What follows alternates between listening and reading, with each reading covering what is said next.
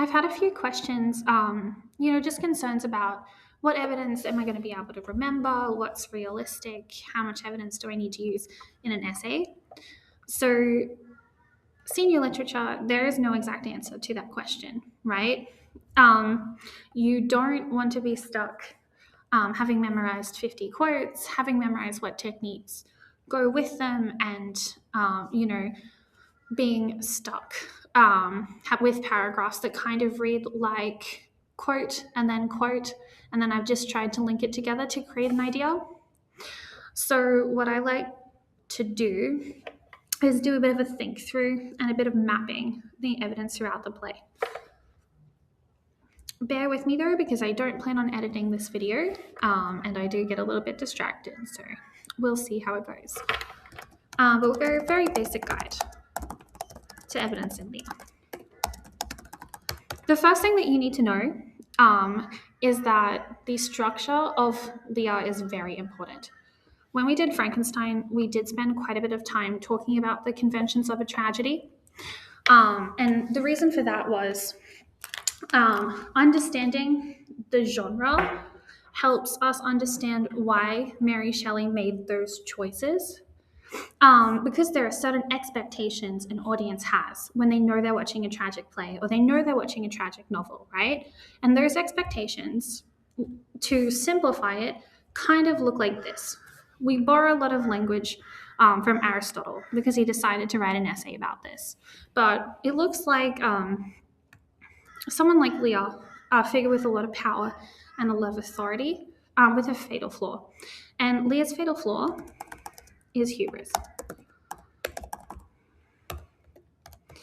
Right, so we have an expectation that at the beginning of the play, Lear is presented as this king whose hubris allows him to make these very misguided decisions.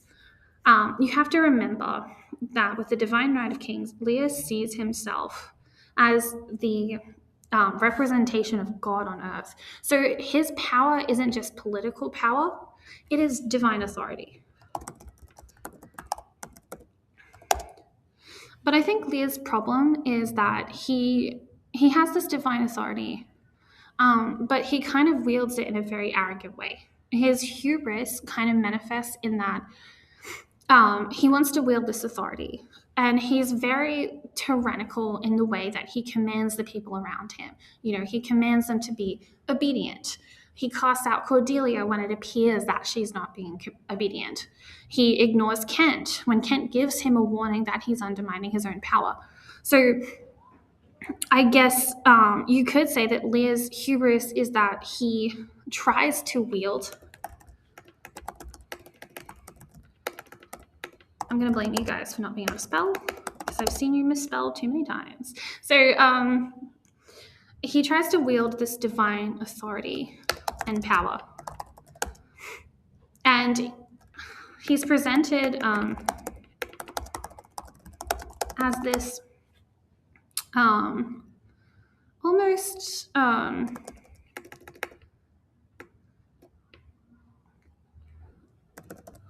tyrannically demanding obedience from those around him.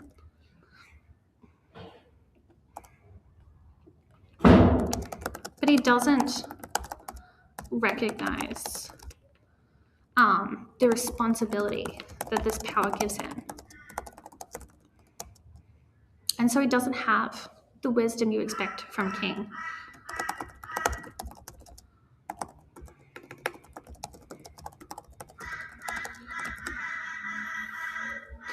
So really, that's how Lear is characterized at the beginning of the play, right? As you will want to explain per the Divine Right of Kings. The way he sees himself is this figure with divine authority, But yeah, a man who doesn't recognize the responsibilities that this power gives him. Because if he did recognize the wisdom and the responsibility and sort of the way that you must act as a king, right? Not just someone who commands people, but someone who serves people because God has told you that you can do that. then he would never have divided the kingdoms. Because dividing the kingdoms is an act of hubris. Or you might say it's the manifestation of this hubris. Because it's an act of hubris that creates not just political chaos,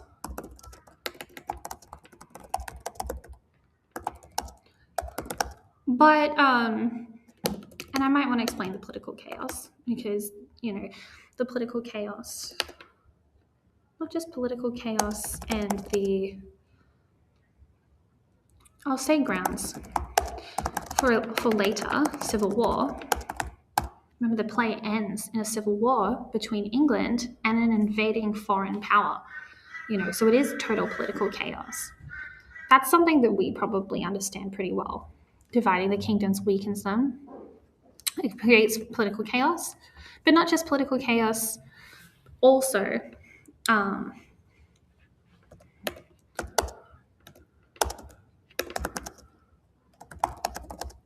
the disruption of the natural order.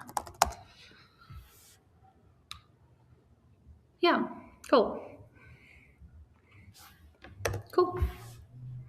And I think, obviously, the way that you are talking about this part of the story depends on what question you're answering, If you're answering a question about justice, you may consider that everything that happens to Lear in the rest of the tragedy is the result, of undermining this divine authority, of giving away the power that the divine right of kings kind of grants him, punishment for his mistakes. But there's a lot more you can talk about. If you want to focus on this idea of Lear transforming throughout the play, which I think is really important. It's very humanist. It's about Lear transforming from this king who is full of hubris to a figure that's very human and very vulnerable, right? And you can talk about it in this way as well. It is still about how the Jacobeans saw kingship, and it's about Lear's faults. So I guess evidence that I find really accessible for this part of the play is obviously talking about the actual act of dividing the kingdoms. That is evidence, but linking it to, I had written it out earlier, so I'm actually going to copy it. Here we go. Linking it to, because it's not a quote, some kind of technique or some kind of sort of part of the structure of the play. Structural evidence is fine too. So you might say something like, in keeping with the conventions of a tragedy, Shakespeare's positioning the audience to recognize this moment of hubris as the catalyst for chaos and disorder, and Lear's fall into ruin, or his tragic downfall. All right, I have a longer version. In keeping with the conventions of dramatic tragedies, Shakespeare frames the hubristic act of dividing the kingdom as a fatal error that leads to chaos and disorder. The catalyst of Lear's downfall occurs through a decision that not only creates political chaos and the grounds for later civil war, but also disrupts the natural order. That's kind of what we mean when we say that you don't need a quote. This is a great form of evidence. But I also find around this part of the play, the evidence I keep going back to is Lear comparing himself to a dragon. So he says, come not between a dragon and his wrath, when he's lashing out at Cordelia and Kent tries to defend her. He says, come not between a dragon and his wrath. So I'm not going to necessarily remember that on an exam. I would remember something along the lines of Lear compares himself to a wrathful dragon. This is a metaphor, a metaphor that I guess characterizes him. American spelling characterizes him. I might even say emphasizes his hubris. his great power and his hubris. You know, there is no higher creature than a dragon, right? And that's all you really need to say about this evidence. I wouldn't necessarily go deeper into it, but other evidence from this part of the play would be Kent's warning, right? So there's a couple things Kent says. The thing that everyone is going to remember is when he says, "See better, Lear." This is the warning from Kent that Lear disregards.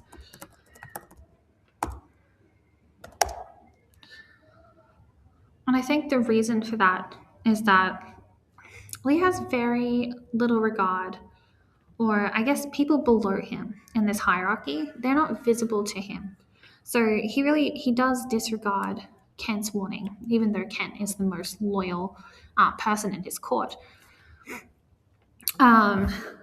And because of his arrogance, right? Because at this point in the play, he hasn't learned to sort of see himself as a human. He can't relate to these people below him in this hierarchy. So this is the warning from Kent that Lear disregards. And you may say, you know, through Kent's warning, see better, Lear.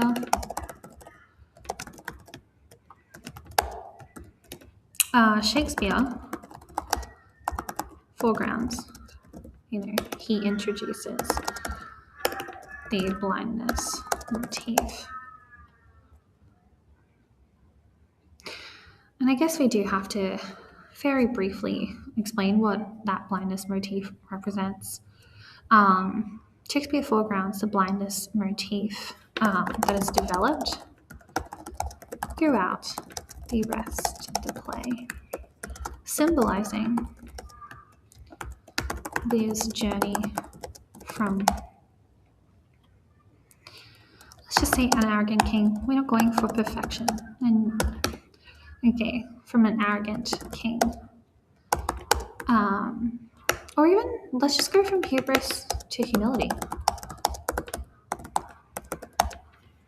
Because that is what happens. You know, he starts with this hubris or this arrogance. And humility means that he learns to be humble. Right?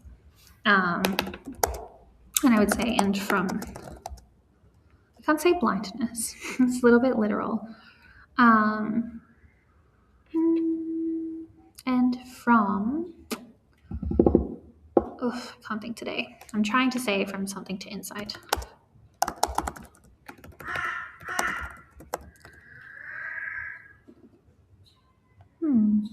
Let's go foolishness from now. Yeah, let's go foolishness for now. I'm not aiming for perfection. We get the idea, right? So, the warning from Kent that Lear disregards. Through Kent's warning, see better, Lear, Shakespeare foregrounds the blindness motif that is developed throughout the rest of the play, symbolizing Lear's journey from hubris to humility and from foolishness to insight. I think that's fine. Cool. Another piece of evidence you might like to use, this is my favorite because I think it's just really fun to actually have a chance to talk about personification, but Kent says to Lear, he warns of these consequences.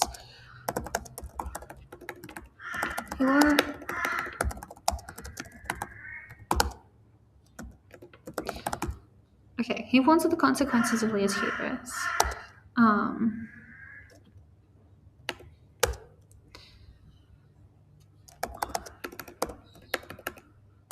The quote is, when majesty falls to folly. Folly is foolishness or a mistake. And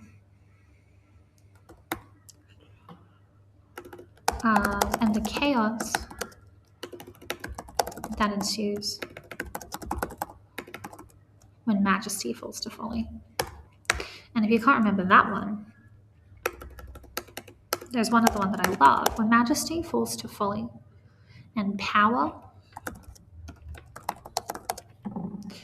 to flattery, house. Right. What are the consequences, please? Yeah. So these two here, they're both personification. It is that it's a personification of Lear's power or his authority. Suggesting that when he allows his misjudgment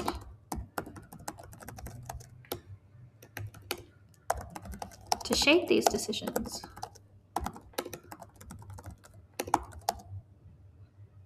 and when he commands obedience from others,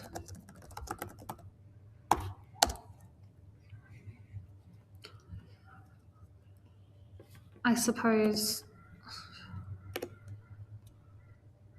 and allows false flattery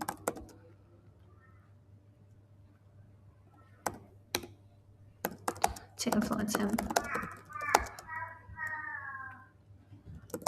He undermines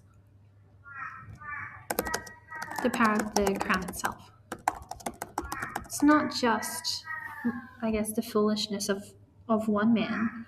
He is, like I said, he is God's representative on earth. He represents all of that divine authority. So he's not just undermining his own authority. He is putting a kingdom in jeopardy. He's undermining the power of the crown. Okay. I really like those. Honestly, I think you can talk about this moment in the play, this beginning moment in the play, simply by talking about dividing the kingdoms and perhaps through Lear. But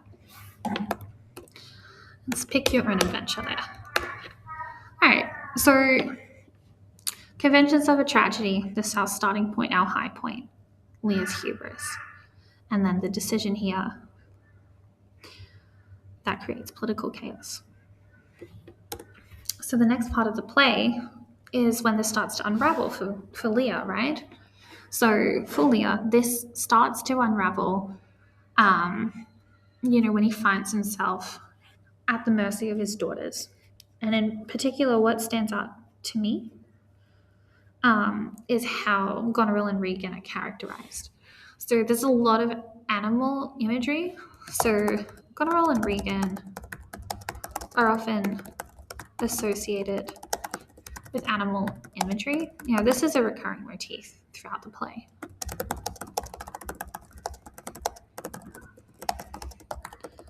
But the big one is, so Lear compares their treachery with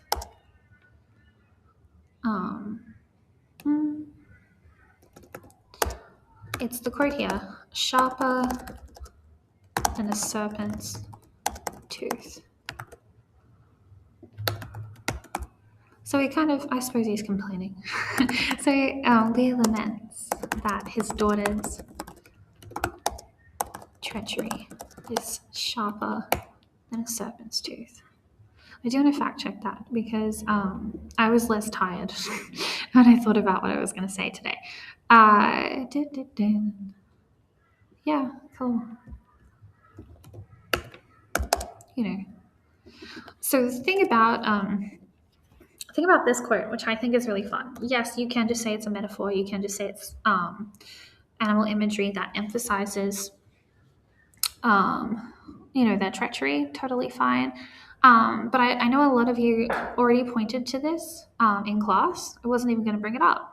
But because we did Frankenstein and we looked so much at the biblical imagery, you recognize that the serpent is kind of a biblical illusion that culturally we associate with treachery. So you can also say, this biblical imagery as the serpent is associated with treachery.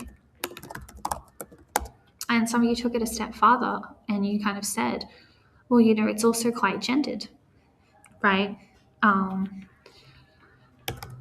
So because Eve is the sort of person who committed the first sin there. So it might be gendered as well, which is cool because the values that we've talked about with Goneril and Regan are that, number one, it's a hierarchical society, so there's an expectation of filial obedience.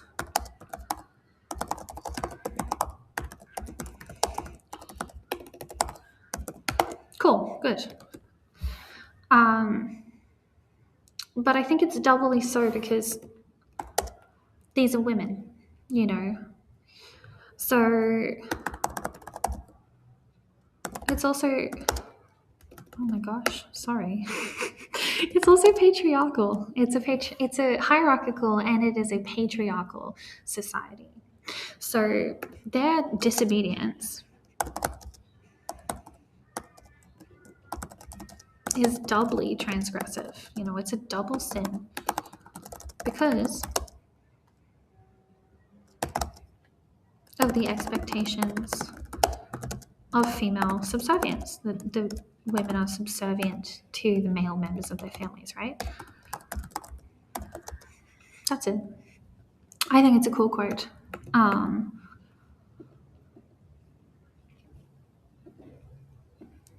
There we go.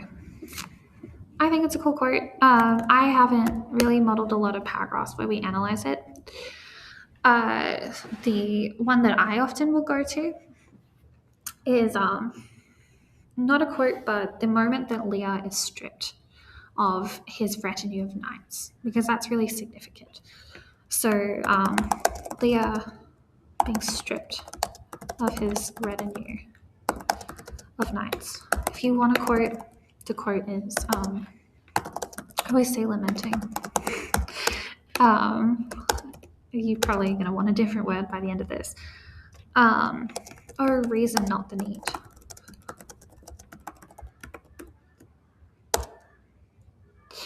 And I think the biggest thing here is the contrast. Oh, you can take this so many directions, but it's the contrast between Lear's characterization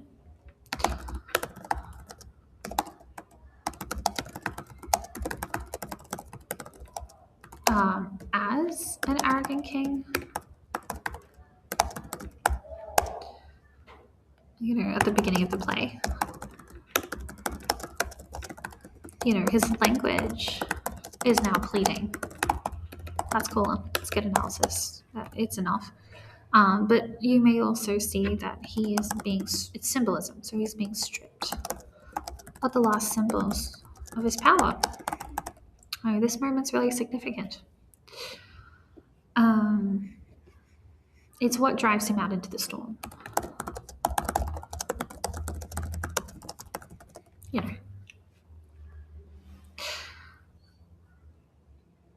Yeah. And then we get to the storm itself. The storm is cool. I love pathetic fallacy. So yeah, you can just simply say pathetic fallacy that reflects the chaos and disorder Lear has created. I think just a second ago I had another note on that too. Yeah. Oh, look, that's fine.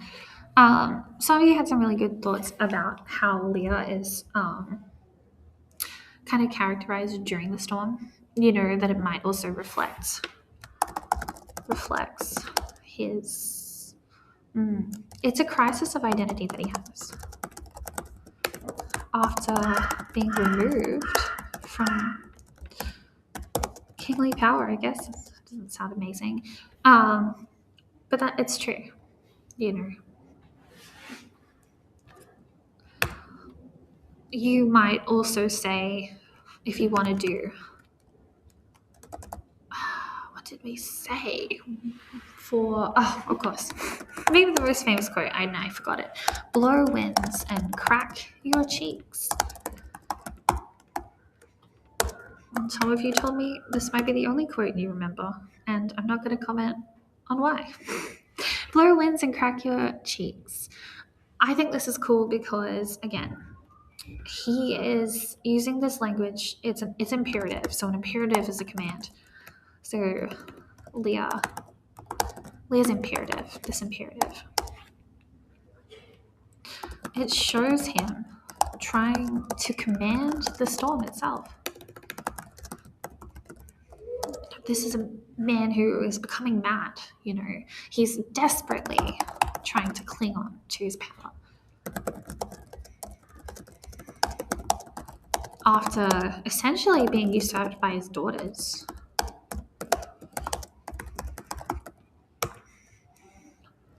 Okay, cool.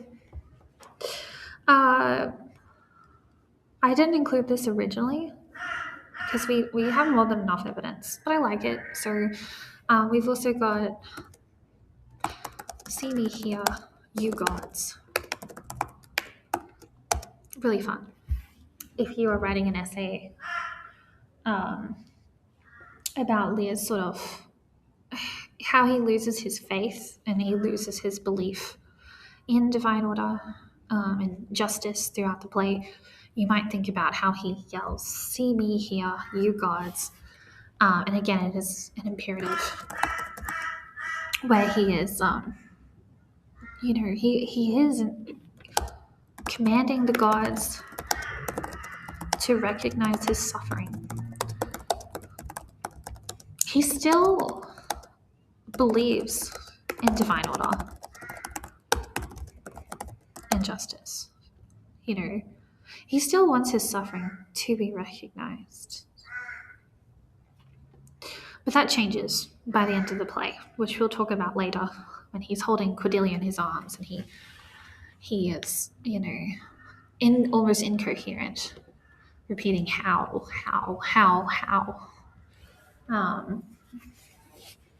We'll get there. This would be sort of the middle of the play. So this is kind of his suffering era. All right. And it's I don't want to get too into this because I don't think you need to know it at all. But in a tragedy, we would kind of call this Shakespeare's creating pathos, which is Shakespeare's creating empathy. He's sort of he's positioning the audience to empathize with Lear.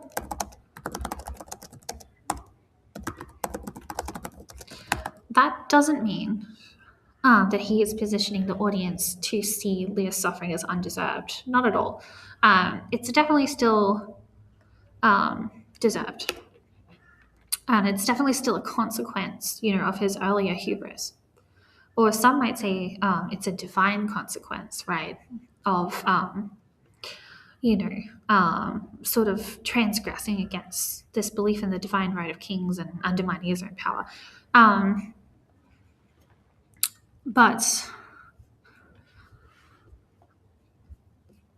he is positioning readers to kind of empathize with that suffering at the same time, to see him as a sympathetic figure.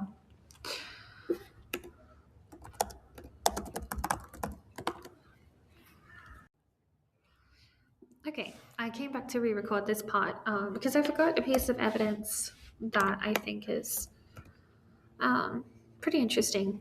So we've got the crown of weeds as a symbol. All right, so essentially when Lear's kind of wandering the heath, mad and after the storm, he puts this crown of weeds on his head.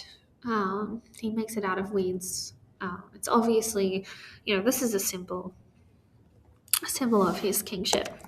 And it's kind of like lost or his failed kingship. So, it kind of reflects the crown he has kind of unwittingly given away. Unwittingly give it away. It ties really well into another symbolic moment with crowns. So the fool, he cracks an egg in two. So he goes, I'll crack an egg in two, sort of, and I'll show you two crowns. So it represents the two crowns that Lear has divided the kingdom into. So I guess, the image of this once powerful king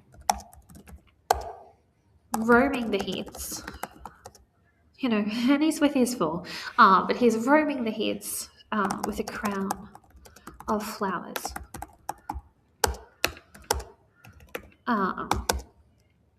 It's a powerful representation of the authority Lear has lost, and also his loss of identity. I have it included in my notes because I can't quite remember what it is said, but I do know sort of approximately around this time in the play. He does also say, who is it that can tell me who I am? I think it came around here when he was still mucking around with Goneril and Regan. So there's a lot you can talk about with the crown of weeds as a symbol and linking it to the fool's sort of joke with the two halves of an egg, the eggshell, which I think is kind of interesting. It is during the storm that Lear, having lost everything, he finally kind of empathizes. He finally empathizes with those that are kind of the lowest in this hierarchy.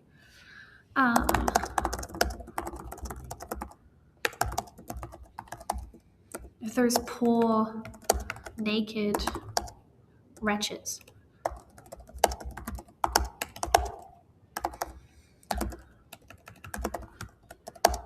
Because Lear himself, he's homeless. He's been stripped of his robes. He's wandering the heath, just like one of his lowest servants. And I think that is really interesting imagery when we talk about Lear, having come from kingship into sort of humanity. He understands human suffering in a way that he could never have understood as a king. Okay, so this moment of realization that comes out of Lear's suffering, there is a word for it, that word is anagnorisis. Anagnorisis. I'm not sure if I'm saying it right, but that is definitely how you spell it. So Lear's anagnorisis, or moment of realization, this is the moment where he realizes his prior mistakes, is his reconciliation with Cordelia. And he admits, I'm a very foolish, fond old man.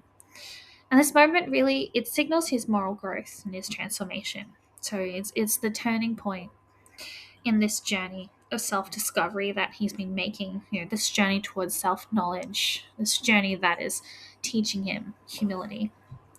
So we've gone from the beginning of our tragedy with Lear being characterized as this hubristic king, to the pathos that Shakespeare uses to position his audience with, to empathize with Lear's suffering, and to Lear's moment of anagnorisis, his experience of anagnorisis. I think one other sort of piece of evidence I find is really interesting here is the imagery of a once arrogant king kneeling before his daughter. And it's a real reversal of this hierarchy we've been talking about. So, it's a reversal of, I guess, hierarchical and patriarchal power. we expect in Jacobean society, right? Um, and so I think the way that positions audiences is it's a really powerful moment. You know, it's a really powerful symbol of Lear's transformation.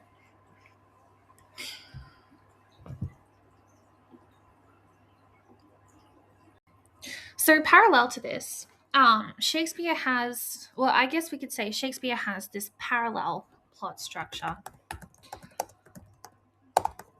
which is that Gloucester's story parallels Lear's, right? So, oh gosh. Okay.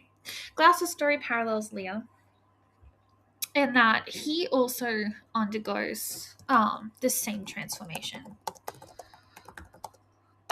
So in Gloucester's case, it's not that he has the same sort of command of other people or the same demands of other people, those demands for obedience that Lear has. It's actually that Gloucester sort of blindly he blindly believes that because the natural order, because of the hierarchical nature of things, he is, you know, he can rely on his son's filial obedience, right? Which is obviously not the case. You know, Edmund is a character that he doesn't believe in a natural order. um you know, he's this Machiavellian ruthless character that wants to forge his own way in the world, even if that sort of does lead him to commit the evil acts in the play. But Gloucester doesn't recognize that, right? So we can say his sort of fatal flaw is his failure to recognize that dishonesty in other people and his over reliance or his assumption that because of the hierarchical nature of society that sons will obey their fathers. That's where Gloucester's at. And so for Gloucester, we kind of talk about number one, the brutal nature of his blinding. You know, out, damn, vile. Ah. He goes out, vile jelly. So this is Cornwall. So it was as Cornwall brutally blinds, or he gouges out. Sorry.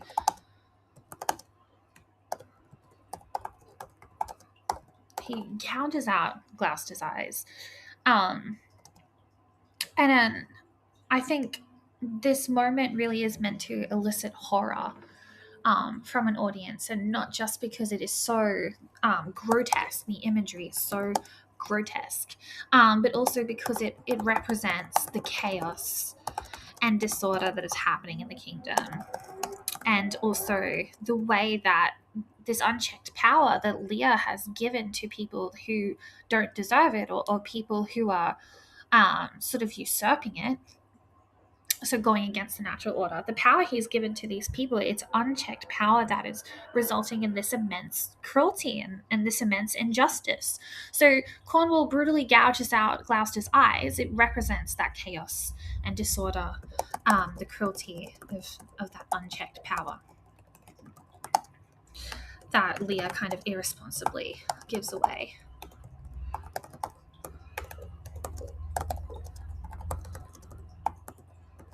Okay. Whoops.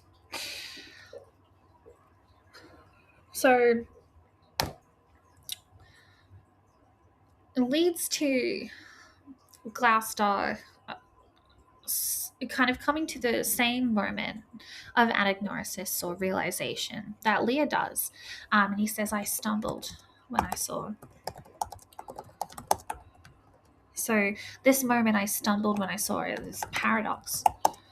And it's paradoxical because it suggests that the thing that gives Gloucester true insight, you know, it comes from his blinding, and it suggests that only through this suffering is he able to see the truth. about his son's deception, and about, his great failure, which is to put his is to kind of rely on the loyalty of others just because it appears that they are loyal, or just because they should be loyal according to these hierarchical beliefs. Um, so that paradox there, I think, is really important, and it's Shakespeare developing the motif of blindness. And you can talk about what that represents. So you can talk about perhaps that then representing the way that suffering is necessary. So maybe it is a humanist view of the suffering in the play, in that suffering is necessary because it strips away this hubris, and it allows these characters to actually understand the human condition. So, to gain the self knowledge that they need to recognize their prior mistakes, and the self knowledge that they need um, to understand um, that humans are vulnerable, and that they have flaws.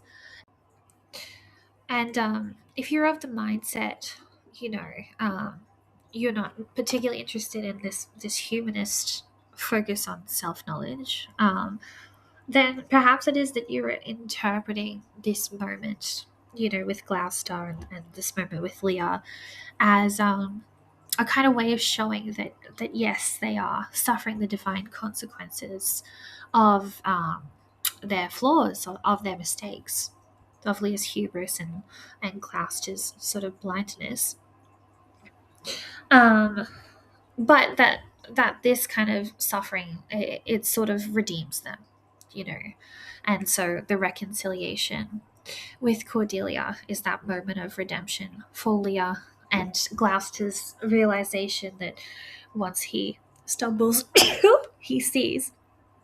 Maybe then we interpret that as a kind of redemption. So sticking to a thesis that kind of goes more strongly with this idea of there being a divine order, and there being divine consequences for Lear, rather than this reading that leans more into humanism and sees Lear's journey as a humanist journey, as a journey of self-knowledge, to understand sort of the nature of humanity a little bit better.